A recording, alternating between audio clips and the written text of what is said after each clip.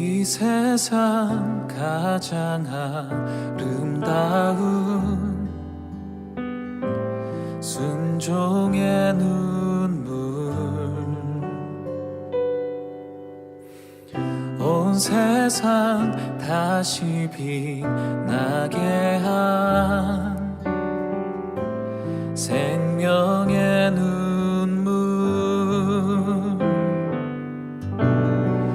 그가 이 땅에 오신 이유 죽어야 살게 되고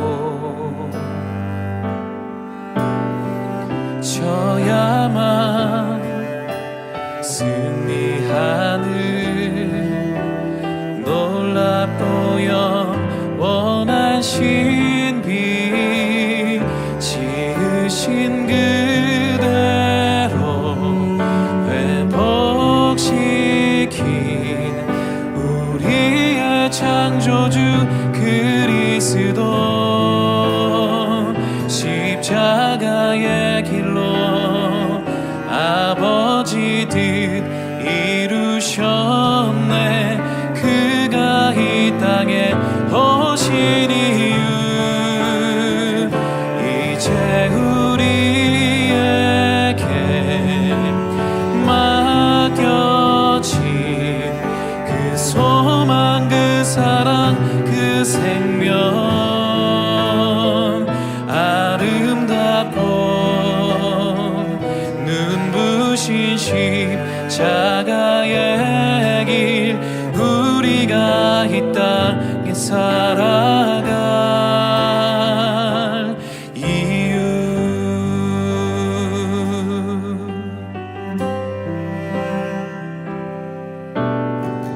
그가 이 땅에 오신 이유 죽어야 살게 되고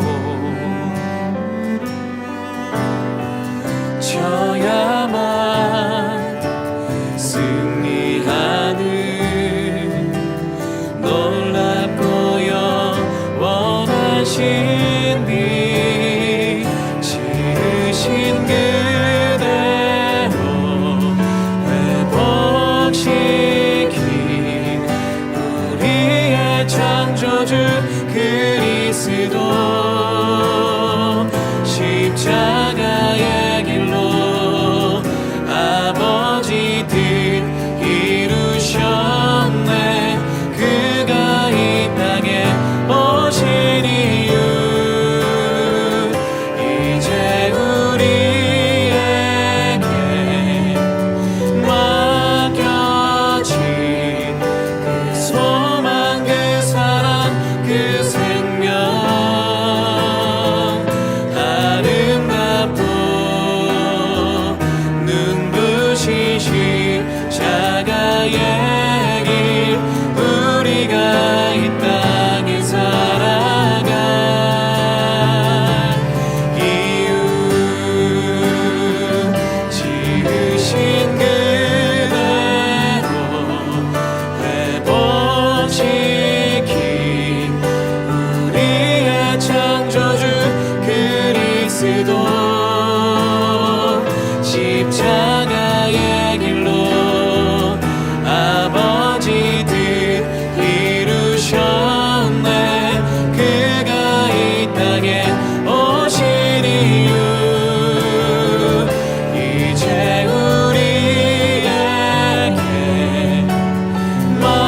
맡겨진 그 소망, 그 사랑, 그 생명, 아름답고 눈부신 십자가의 길, 우리가 이 땅에 살아갈 이유, 지으신 그대로 회복시킨 우리의 창조주 그리스도, 십자가의 길로 아버지 뜻 이루셨네. 그가 이 땅에 오신 이유 이제 우리에게 맡겨진 그 소망, 그 사랑, 그 생명, 아름답고 눈부신 십자가의 길, 우리가 이 땅에 살아갈 이유.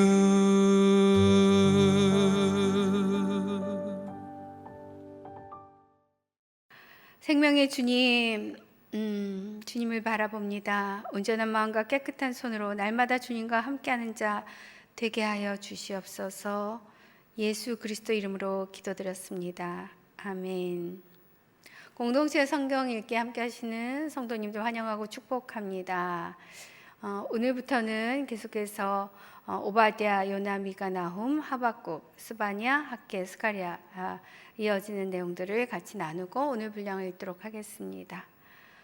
먼저 오바댜 선지서를 보면은요, 오바댜서는 에돔의 심판을 말합니다. 아주 짧은 책에 한 장으로 되어 있습니다. 전반부 1절에서 16절은요, 에돔의 멸망을, 17절부터 21절은 야곱의 회복에 대한 내용입니다. 이 책의 핵심은 하나님의 공의입니다. 아모스서가 하나님의 정의를 말하고 있다면 오바댜서는 하나님의 공의라고 말할 수 있습니다. 하나님의 공의는 구원의 방법이지만 심판의 양면성을 강조하는 그런 말이죠. 일반적으로 정의는 죄인에게 벌을 주고 의인에게는 상을 주는 것입니다. 그런데 이것을 우리에게 적용한다면 우리는 전부 벌을 받고 죽어야만 할 것입니다. 어느 누구도 하나님의 정의를 피할 수 없습니다. 인간은 모두가 다 죄인이기 때문입니다. 그래서 하나님은 공의로 하나님의 아들이신 예수 그리스도를 대신 십자가에 달려 죽게 해서 공의를 실현하게 하셨습니다. 예수님의 대신 죽으심으로 죄인이 죽어야 하는 그 정의가 구현되었고요. 죄인된 우리들은 대속의 은혜로 살아나서 하나님의 공의가 실현되는 것입니다. 오바댜의 구속사의 핵심은요, 선과 악에 대한 공평한 의입니다. 우리는 하나님의 공의 속에서 안식을 경험할 수가 있습니다. 하나님의 공의는 누군가에게는 멸망이지만 누군가에게는 구원이 됩니다. 이것이 바로 진정한 공의라는 것입니다. 오바댜서에서 에돔의 멸망을 선포하는 이유는요, 장자의 명분과 연관이 있습니다. 에돔은 에서의 후손이므로 야곱과 대비해서 이야기를 전개합니다. 에서의 후손에서 헤롯, 야곱의 후손에서 예수 그리스도가 나옵니다. 뱀의 후손은 멸하시고 여자의 후손은 구원하시는 하나님의 선택하심입니다. 요나서는요, 하나님께 선지자의 사명을 받았지만 하나님의 명령을 거부합니다. 원수의 나라인 아수르의 수도 느니웨에 가서 하나님의 말씀을 전하라는 명령을 받았기 때문입니다.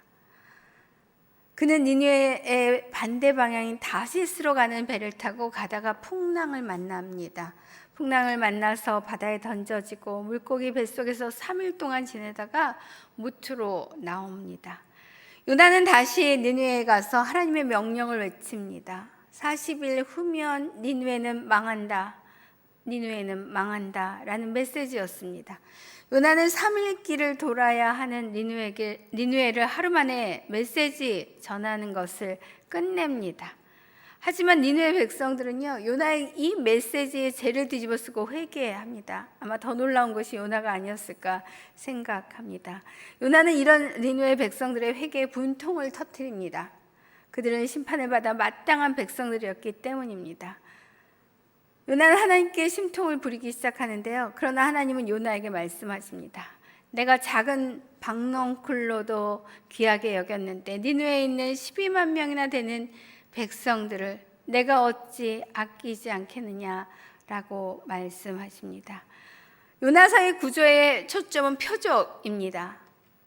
마태복음 12장 39절에 보면 이렇게 나왔습니다. 예수께서 대답하여 이르시되 악하고 음란한 세대가 표적을 구하나 선지자 요나의 표적밖에는 보일 표적이 없느니라. 요나의 표적은요, 예수 그리스도가 죽은 자 가운데서 3일 후에 살아나서 부활하심을 겨냥하고 있습니다. 요나가 니느웨를 향한 하나님의 심판을 선포했습니다. 마태복음 12장 41절에 나오는 말씀인데요. 심판 때 니느웨 사람들이 일어나 이 세대의 사람을 정죄하리니 이는 그들이 요나의 전도를 듣고 회개하였음이거니와. 이 상황을 예수님은 요나의 전도라는 표현을 써서 말씀하십니다. 요나가 니느웨에 가서 전도한 것입니다. 요나의 전도를 듣고 니느웨 사람들이 그 회개한 삶으로 이 세대 사람들을 정죄한다는 것입니다.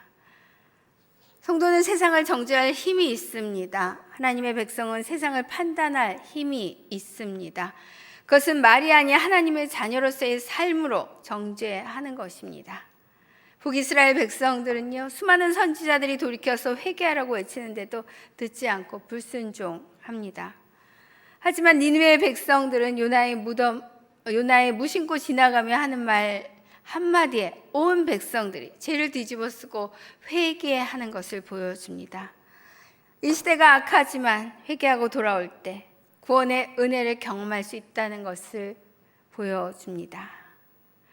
이것을 보면서 하나님의 은혜가 아니면 우리의 굳은 마음을 돌이킬 수 없다는 사실을 깨닫게 됩니다. 계속해서 미가서를 보면은요, 미가서는 북이스라엘과 남유다에 대한 본질적인 죄가 우상을 숭배하는 것이었다는 것, 그로 인해서 예루살렘 성전이 파괴될 것이라고 예언합니다. 그러나 메시아 왕국을 세우는 본질적인 복음이신 예수 그리스도가 유다 베들레헴에서 탄생하셔서 구원하실 것을 예언합니다. 미가서 전반부는요, 1장에서 3장으로 본질적인 죄로 우상 숭배와 교만을 말하고 있습니다. 후반부는 4장에서 7장인데요, 본질적인 복음인 예수 그리스도를 말하고 있습니다. 이 미가서의 주제는 복음입니다. 복음 중에서 본질적인 복음을 말하고 있습니다. 미가서의 주제는 겸손의 복음 예수 그리스도입니다. 미가서 6장 8절 말씀은요, 전체 선지서의 핵심이라고 할 수 있습니다. 사람아, 주께서 선한 것이 무엇임을 내게 보이셨나니 여호와께서 내게 구하는 것은 오직 정의를 행하며 인자를 사랑하며 겸손하게 내 하나님과 함께 행하는 것이 아니냐.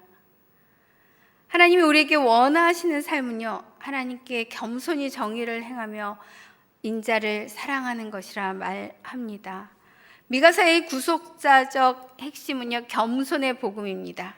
여기서 말하는 겸손은요, 일반적인 겸손과는 좀 다릅니다. 바로 내가 죽고 예수가 사시는 임마누엘의 은혜라고 말할 수 있습니다. 하나님이 요구하시는 것은요, 겸손히 하나님과 동행하는 삶입니다. 이는 오직 그리스도 안에 있을 때만 가능한 것이죠. 인간의 본질적인 죄와 허물은 곧 우상숭배를 말하고요, 신약에서는 탐심이라고 말합니다. 미가서는 구약의 로마서라고 할 수 있는데 죄의 근본을 잘 말해주고 있습니다. 죄의 근본을 해결할 방법으로 오직 예수 그리스도밖에는 없습니다. 미가서는 놀랍게도 메시아 탄생을 예고합니다. 5장 2절에서 우리가 크리스마스 때 꼭 한 번씩 살펴보고 가는 본문이기도 하지요. 베들레헴 에브라다야, 너는 유다 족속 중에 작을지라도 이스라엘을 다스릴 자가 내게서 내게로 나올 것이라. 그의 근본은 상고의 영원에 있습니다. 미가서는 예수 그리스도가 탄생하는 지역을 예표하고 있습니다. 700년 후에 미가서 말씀대로 베들레헴에서 예수님이 탄생하셨습니다. 예수님은 태초부터 영원까지 존재하는 분이라고 말씀하고 있습니다. 나홈서를 보겠습니다. 나홈은 위로라는 뜻인데요, 요나가 니느웨 성읍의 복음을 전하고 100년이 지난 후 나홈 선지자를 통해서 다시 니느웨의 멸망을 예언합니다. 요나서가 니느웨의 구원을 말한 책이라면 하나님의 피할 수 없는 사랑을 그것을 구원을 이루어 가시도록 말씀하고 있었죠. 나훔서는 니느웨의 심판을 말하는 책인데 하나님의 피할 수 없는 심판을 말하고 있습니다. 전반부 1장은요, 하나님의 공의로 니느웨의 멸망 선고와 유다의 구원을 말합니다. 후반부 2장에서 3장으로요, 니느웨의 피할 수 없는 멸망을 이야기하고 있습니다. 나훔서의 제목은요, 위로의 복음 예수 그리스도라고 정하는 것이 좋을 것 같습니다. 나훔서의 이 초점은요, 하나님의 공의이고 그 양면성을 잘 보여주고 있습니다. 왜냐하면 이스라엘 민족을 괴롭히는 아수르는 멸망하고 고통당하는 이스라엘 민족은 위로와 안식을 얻기 때문입니다. 하나님의 공의는 구원받는 백성에게 큰 위로로 다가옵니다. 요나서나 나훔서는요, 니느웨의 심판에 대해서 말씀하고 있습니다. 그러나 그 둘의 차이는 무엇일까요? 둘 다 하나님의 정의를 말하지만 요나서는 하나님의 피할 수 없는 사랑을 말하고 있고요, 나훔서는 하나님의 피할 수 없는 심판을 이야기합니다. 요나서에 나오는 니느웨의 백성들은요, 요나의 메시지에 죄를 뒤집어 쓰고 옷을 찢고 회개하며 하나님의 진노와 심판을 멈출 수 있었습니다. 나훔서는 심판의 메시지에 귀 기울이지 않고 회복하지 않음으로 인해서 하나님의 심판을 피할 수 없었습니다. 이것이 바로 하나님의 공의입니다. 이 예언이 있은 후 약 18년이 지나서 BC 612년에 메대와 바벨론에 의해서 완전히 멸망당합니다. 이어서 하박국 선지자를 보면은요, 하박국서 전반부는 1장에서 2장으로 의인의 믿음을 말합니다. 오직 의인은 믿음으로 말미암아 살리라. 복음의 본질을 말하고 있습니다. 후반부 3장으로 의인은 믿음을 고백한다라는 내용을 말하고 있습니다. 하박국서의 제목을 그래서 붙여본다면 의인의 복음 예수 그리스도라고 할 수 있겠죠. 하박국서에서 말하는 복음의 핵심은 실천적 복음을 말합니다. 이는 복음의 삶을 살아내야 함을 이야기하는 것이고요, 미가서가 본질적인 복음으로 복음의 원리를 말한다면 하박국서는 실천적인 복음으로 복음의 삶이라고 할 수 있습니다. 하박국 선지자는요, 풍전등화와 같은 조국의 운명 앞에 하나님께 질문을 합니다. 왜 악인이 형통하고 의인이 고난을 당해야 합니까? 이 질문은 욥기 시대부터 지금 우리가 살고 있는 이 시대까지 동일하게 나오는 질문이기도 합니다. 이에 대한 하나님의 대답은요, 오직 의인은 믿음으로 말미암아 산다는 것입니다. 하나님의 자녀들은요, 세상의 힘이 아니라 하나님께 대한 신실하심으로 살아가는 사람들이라는 것입니다. 우리들은 의인이 될 수 없습니다. 하지만 그리스도 예수 안에 있을 때 우리는 의롭다는 인정을 받게 됩니다. 하박국서의 배경은요, 남유다가 바벨론의 침략으로 인해서 멸망 일보 직전까지 간 상황이었습니다. 하박국은 왜 악인의 상징인 바벨론에 의해 하나님의 택함 받은 이스라엘이 고난을 당해야 하는지 하소연을 합니다. 하지만 묵시에 정한 때가 있어 비록 더딜지라도 악인은 반드시 심판을 받을 것입니다. 하나님의 택함 받은 백성인 의인은 반드시 구원을 받게 될 것이라고 말씀하고 있습니다. 하나님께 정의를 했던 하박국이 태도를 바꿔서 하나님께 찬양을 드렸던 것은요, 하나님의 은혜로 하나님의 임재를 체험했기 때문입니다.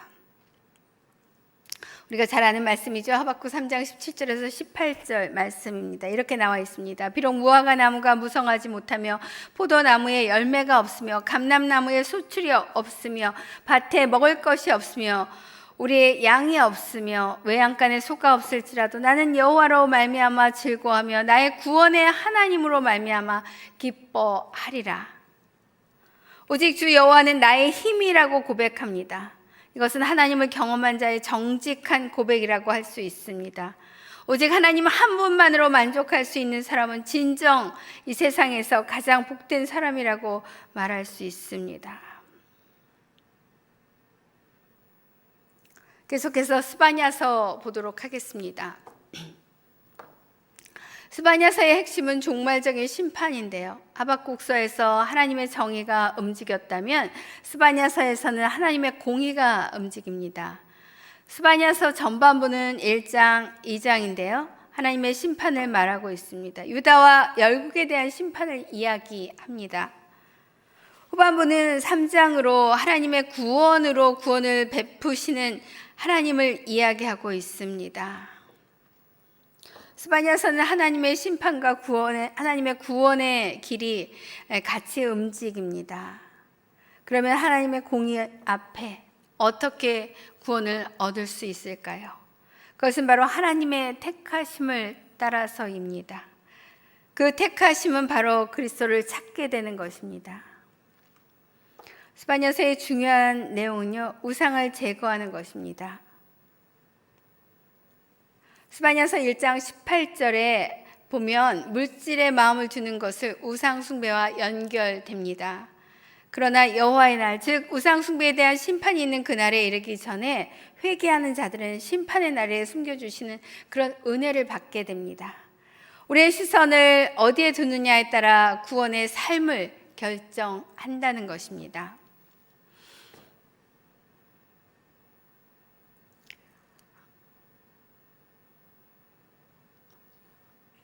학개서는 바벨론에서 포로 생활을 한 이스라엘 백성들이 고레스 칙령으로 예루살렘으로 돌아와서 성전을 다시 짓습니다. 전반부 1장으로는 성전 재건축을 추진합니다. 후반부 2장으로는 성전 재건축의 복을 말하고 있고요. 참 성전의 건축을 이야기하고 있습니다. 학개서의 구속사적 초점은 바로 성전입니다. 중단된 성전 건축을 다시 시작하고 참 성전이신 예수 그리스도의 임마누엘을 설명합니다. 성전 재건의 영광은 보배이신 그리스도가 임마누엘로 들어오시는 것입니다. 우리 가운데 들어오셔서 우리와 함께 하시는 것이죠. 학개서 2장 9절을 보면요, 이 성전의 나중 영광이 이전보다 크리라. 만군의 여호와의 말이니라. 내가 이곳에 평강을 주리라. 만군의 여호와의 말이니라.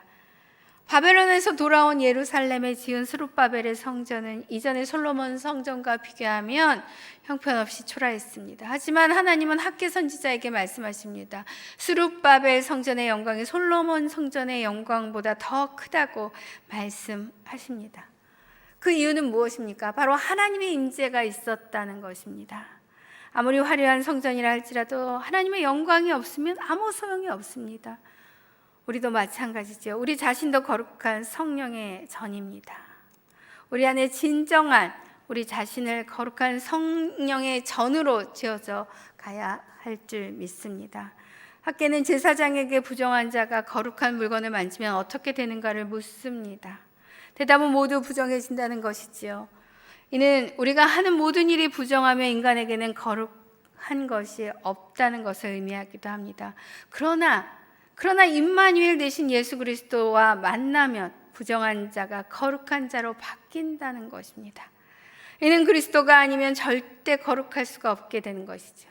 이것이 바로 우리에게는 은혜이고 또 복인 것입니다. 스가랴는 학개와 동시대에 활약한 선지자로 성전 재건을 독려하며 하나님께 들어가도록 했습니다. 앞부분 8장까지는 성전 건축이고 9장에서 14장은 거룩한 성전입니다. 초점은 거룩한 성전입니다. 즉 거룩하게 성전을 만드는 구원의 방법을 설명하려는 것입니다. 스가랴서의 제목은 거룩한 성전 예수 그리스도입니다. 스가랴서의 구속사적인 초점은요, 거룩한 성전, 즉 참 성전이 건축되는 방법을 말합니다. 학개서가 참 성전을 말한다면 스가랴서는 성전이 어떻게 거룩한 성전으로 건축되는가를 말하는 것입니다. 학개서 스가랴서는 모두 성전에 대한 말씀입니다. 스가랴서는 성전 건축을 완성시키는 분은 바로 하나님이신 여호와의 영이라고 설명합니다. 그래서 스가랴서 4장 6절에 보면 그가 내게 대답하여 이르되 여호와께서 스룹바벨에게 하신 말씀이 이러하니라. 만군의 여호와께서 말씀하시되 이는 힘으로도 되지 아니하며 능력으로도 되지 아니하고 오직 나의 영으로 되느니라. 거룩한 성전은 하나님의 힘으로 안 된다는 것입니다. 그것은 오직 구원의 방법은 예수 그리스도에게 있음을 의미합니다. 중단된 성전 재건이 학개와 스가랴 선지자의 동료로 다시 시작하고 완성되었습니다. 4년 만에 성전 재건을 완성하고 처음으로 유월절을 지킵니다.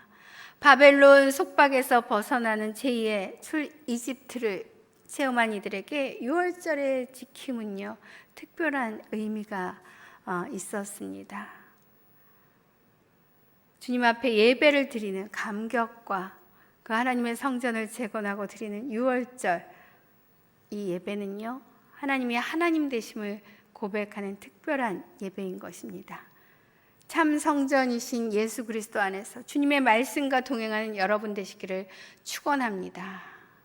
우리 오바댜부터 읽도록 하겠습니다.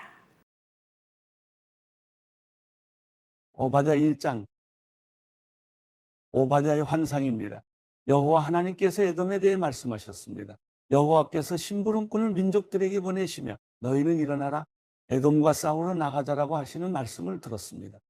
보아라, 내가 너를 이방 민족들 가운데 가장 작게 만들 것이니 내가 철저히 멸시당하게 될 것이다.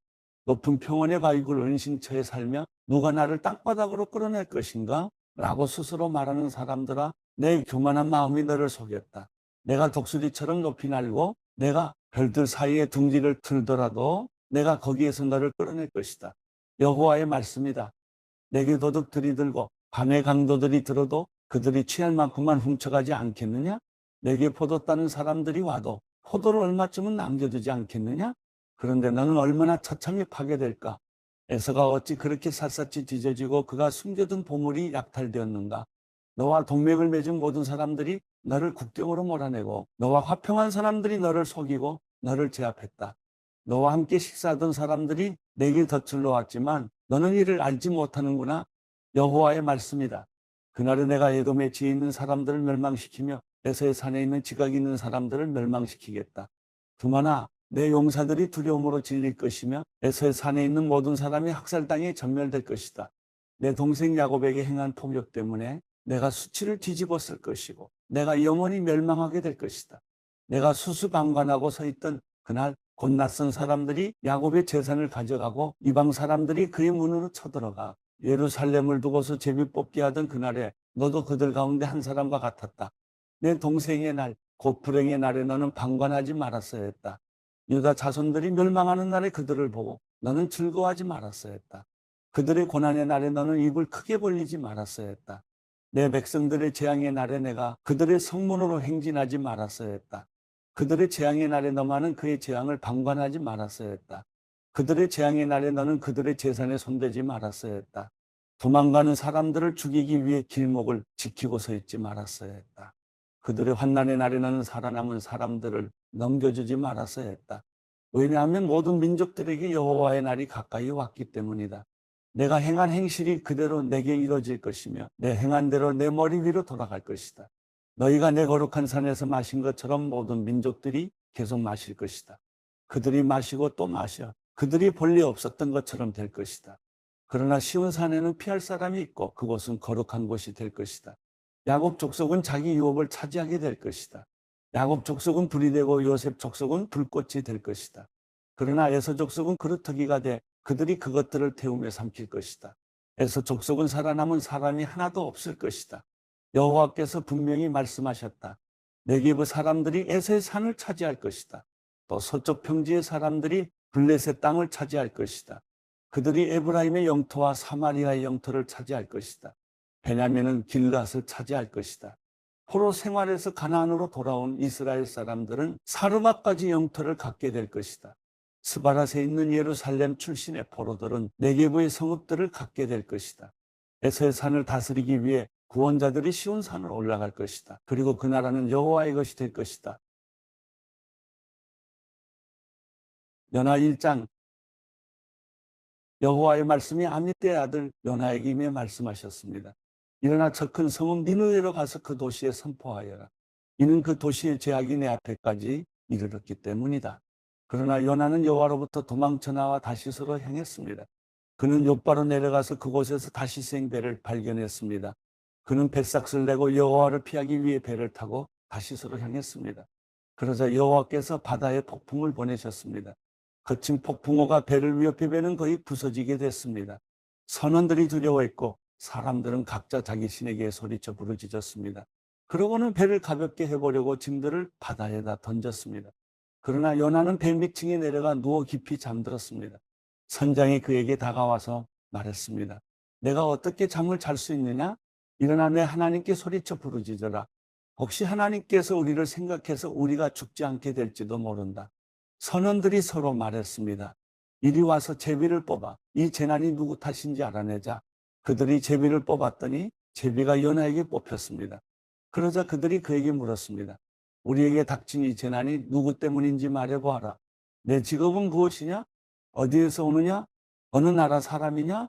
내가 어느 민족이냐? 요나가 대답했습니다. 나는 히브리 사람입니다. 바다와 땅을 만드신 하늘의 하나님 여호와를 섬기고 있습니다. 그들은 크게 두려워하며 요나에게 말했습니다. 너는 왜 이렇게 행동했느냐? 그들은 그가 여호와 앞에서 도망치고 있다는 것을 알게 됐습니다. 그가 그들에게 말했기 때문입니다. 바다의 폭풍이 점점 더 거세졌습니다. 그들이 그에게 말했습니다. 바다를 진정시키려면 대체 우리가 내게 어떻게 해야 하느냐? 그가 대답했습니다. 나를 들어서 바다 속에 던지십시오. 그러면 바다가 잠잠해질 것입니다. 이렇게 엄청난 폭풍이 당신들에게 닥친 것은 나 때문이라는 것을 잘 알고 있습니다. 그러나 그들은 육지로 돌아가려고 힘껏 노를 저었습니다. 그래도 소용이 없었습니다. 바다의 폭풍이 더 거세졌습니다. 그러자 그들이 여호와께 부르짖었습니다. 여호와여, 제발 이 사람의 목숨 때문에 저희가 죽게 하지 마십시오. 죄 없는 피 흘림을 우리가 책임지게 하지 마십시오. 여호와여, 주께서는 원하는 대로 하십시오. 그리고 그들은 요나를 들어서 바다 속으로 던졌습니다. 그러자 사나운 바다가 잠잠해졌습니다. 그들이 여호와를 크게 두려워해 그들은 여호와께 희생제물을 드리고 소원했습니다. 여호와께서는 큰 물고기를 준비하셔서 요나를 삼키게 하셨습니다. 요나는 그 물고기 뱃속에서 3일 밤낮을 보냈습니다. 요나 2장 물고기 뱃속에서 요나는 그의 하나님 여호와께 기도를 드렸습니다. 그가 말했습니다. 내가 고난당할 때 내가 여호와를 불렀더니 주께서 내게 대답하셨습니다. 지옥이 깊은 곳에서 내가 도움을 부르짖었더니 주께서 내 울부짖음을 들으셨습니다. 주께서 나를 깊은 곳바다 한가운데에 던지셨습니다. 그러자 물결이 나를 에워싸고 주의 파도와 소용돌이가 나를 덮쳤습니다. 내가 말했습니다. 내가 주의 눈앞에서 쫓겨났지만 그럴지라도 나는 주의 거룩한 성전을 다시 바라보겠습니다. 물이 내 영혼을 에워싸고 심연이 나를 삼키고 해초가 내 머리를 감쌌습니다. 산의 뿌리에까지 내가 내려갔습니다. 저 땅이 나를 오랫동안 가로막았습니다. 그러나 내 하나님 여호와여, 주께서 내 목숨을 구덩이에서 건져 올리셨습니다. 내 영혼이 쇠약해져 갈 때 내가 여호와를 기억했습니다. 내 기도가 주께 이르렀으며 주의 거룩한 성전에 올라갔습니다. 쓸모없는 우상들에 집착하는 사람들은 그들에게 베푸신 은혜를 버렸습니다. 그러나 내가 감사의 노래로 주께 제물을 드릴 것입니다. 내가 서원한 것을 내가 잘 지킬 것입니다. 구원은 여호와께로부터 옵니다. 그러자 여호와께서 물고기에게 명령하셨고 물고기는 요나를 땅으로 토해냈습니다. 요나 3장 여호와의 말씀이 두 번째로 요나에게 임했습니다. 일어나 저 큰 성읍 니느웨로 가서 내가 내게 전하는 이 말을 선포하여라. 요나는 여호와의 말씀에 순종해 니느웨로 갔습니다. 그때 니느웨는 통과하는 데만 걸어서 3일이 걸리는 아주 큰 성읍이었습니다. 요나는 성읍 안으로 들어간 첫날에 선포했습니다. 40일 후에 니느웨는 무너질 것이다. 니느웨 사람들은 하나님을 믿었습니다. 그들은 금식을 선포하고 가장 높은 사람부터 가장 낮은 사람에 이르기까지 굵은 배 옷을 입었습니다. 이 소식이 니느웨 왕에게 알려지자 그는 왕좌에서 일어나 왕의 옷을 벗고 굵은 배 옷을 두른 뒤 잿더미 위에 주저앉았습니다. 그러고는 니느웨 온 지역에 선포했습니다. 왕과 왕의 대신들의 이름으로 법령을 내리니 사람이든 짐승이든 소든 양이든 어느 누구도 아무것도 입에 대지 말라. 아무것도 먹지도 말고 마시지도 말라. 오직 사람이든 짐승이든 굵은 배 옷을 두르고 하나님께 부르짖으라. 각자가 자기의 악한 길과 자기의 손으로 행한 난폭을 회개해야 한다. 누가 알겠느냐? 하나님께서 마음을 바꾸셔서 자비하심으로 그분의 무서운 진노를 누그러뜨리셔서 우리가 멸망하지 않을지 모른다. 하나님께서 그들이 그 악한 길에서 돌이킨 행위를 보셨을 때 마음을 누그러뜨리시고 그들에게 내릴 거라고 말씀하신 재앙을 내리지 않으셨습니다. 요나 4장. 그러나 요나는 몹시 기분이 상했습니다. 그는 화가 났습니다. 그는 여호와께 기도했습니다. 여호와여, 이것이 내가 고향에 있을 때 내가 말씀드린 것이 아닙니까? 이래서 내가 서둘러 다시스로 도망간 것입니다. 주께서는 은혜롭고 동정심이 많은 하나님이시고 진노하는 데 더디시고 사랑은 충만하시며 재앙을 내리는 것을 주저하신다는 것을 내가 알고 있었습니다. 여호와여, 이제 제발 내 목숨을 가져가십시오. 내가 사는 것보다 죽는 편이 낫겠습니다. 그러나 여호와께서 말씀하셨습니다. 내가 화내는 것이 옳으냐? 요나가 성읍 밖으로 나가 그 성읍 동쪽에 자리를 잡고 앉았습니다. 그곳에서 초막을 짓고서 그늘 아래서 그 성읍에 무슨 일이 일어날지 알 때까지 앉아 있었습니다. 그러자 여호와 하나님께서 넝쿨을 준비하셔서 그것이 요나 위로 자라나 요나의 머리에 그늘이 되게 하셨으며 그의 불쾌함을 없애주셨습니다. 요나는 넝쿨 때문에 기분이 아주 좋아졌습니다. 그러나 다음날 새벽에 하나님께서는 벌레를 보내 그 벌레가 넝쿨을 씹어먹게 하시니 넝쿨이 시들어 버렸습니다. 해가 뜨자 하나님께서는 뜨거운 동쪽 바람을 준비하셨습니다. 해가 요나의 머리 위를 따갑게 내리쬐어 그는 힘이 빠졌습니다. 그는 죽기를 원했습니다. 요나는 말했습니다. 내가 사는 것보다 죽는 것이 낫겠습니다. 그러자 하나님께서 요나에게 말씀하셨습니다. 내가 그 넝쿨 때문에 화내는 게 옳으냐? 그가 말했습니다. 그렇습니다. 화가 나서 죽을 지경입니다. 여호와께서 말씀하셨습니다. 내가 가꾸지도 않고 기르지도 않은 넝쿨도 너는 아꼈다. 하룻밤 사이에 자라나 하룻밤 사이에 죽어버렸는데도 말이다. 그런데 왼쪽과 오른쪽도 구별하지 못하는 사람들이 12만 명이나 있고 가축도 많이 있는 이 큰 성읍, 니느웨를 내가 아끼지 않을 수 있겠느냐?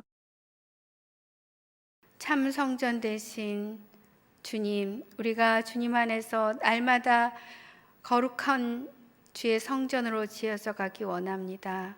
말씀으로 우리를 비추실 때 깨닫게 하시고 그 말씀 안에서 주님과 동행하는 자로 살아내게 하여 주시옵소서. 그렇게 함께 하실 주님을 기대하며 이 모든 것을 올려드리며 이제는 우리 주 예수 그리스도의 그 크신 은혜와 하나님 아버지의 끝없는 사랑과 성령 하나님의 감동, 교통, 역사하심이 다시 한번 우리의 마음을 주님 앞에 확정하고 예배하며 나가는 성도들 머리 위에 그 가정과 공동체 일터 가운데 주님의 몸된 교회 가운데 이 나라 이 민족 가운데 지금부터 영원히 함께 하시기를 간절히 축원하옵나이다. 아멘.